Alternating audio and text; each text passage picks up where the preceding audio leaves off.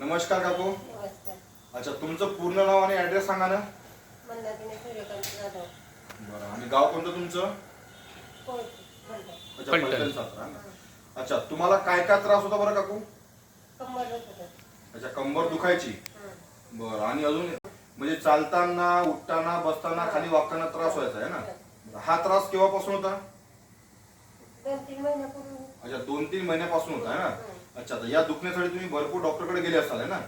बरं, तर मग डॉक्टरने काय सांगितलं तुम्हाला? नाही, औषध दिली. अच्छा, औषध दिली पण काही फरक नाही पडला. बरोबर. अच्छा, मग त्याच्यानंतर जे तुम्हाला जो रिझल्ट भेटला, आठ लक्षात, ह्या कोणत्या गोष्टीमुळे तुम्हाला रिझल्ट आला? मशीन आणली ना. अच्छा अच्छा, जे टेराहर्ट फ्रिक्वेन्सी जे थेरपीचे डिव्हाइस आहे ना, डिव्हाइस थेरपी फिरवली. बरोबर आहे. अच्छा, किती वेळ तुम्ही थेरपी घेतली दिवसातून? एक वेळ. अच्छा, एक वेळ. बरं, किती दिवस तुम्ही थेरपी घेतली? 7 दिवस. अच्छा, 7 दिवसात तुम्हाला किती चांगला रिझल्ट आला? चांगला पडला. अच्छा, चांगला फरक पडला ना. म्हणजे दुखणं थांबलं, म्हणजे उठताना, बसताना, खाली वागताना, चालताना त्रास होते थांबलं. बरोबर आहे.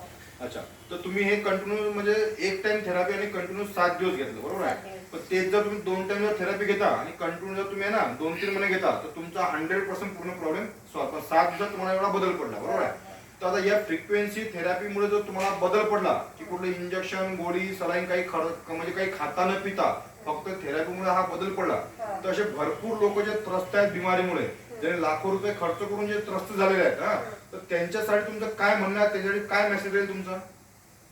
त्यांनी पण अशी थेरपी घ्यावी. अच्छा, त्यांनी पण अशी थेरपी घ्यावी आहे ना. म्हणजे ही थेरपी घेतली तर तुम्हाला जास्त खर्च करायची गरज पडणार नाही किंवा डॉक्टरकडे जाण्याची गरज पडणार नाही आहे ना. आणि घरी बसून आपण हे चांगलं होऊ शकतो. म्हणजे ही थेरपी तुमचं पूर्ण फॅमिलीचं डॉक्टर म्हणून काम करते ना. तर या थेरपीमुळे तुम्ही खुश आहात, समाधानी आहात आहे ना. लोकांना तुम्ही चांगलं थेरपी बद्दल सांगू शकता. बरोबर आहे. ओके, धन्यवाद.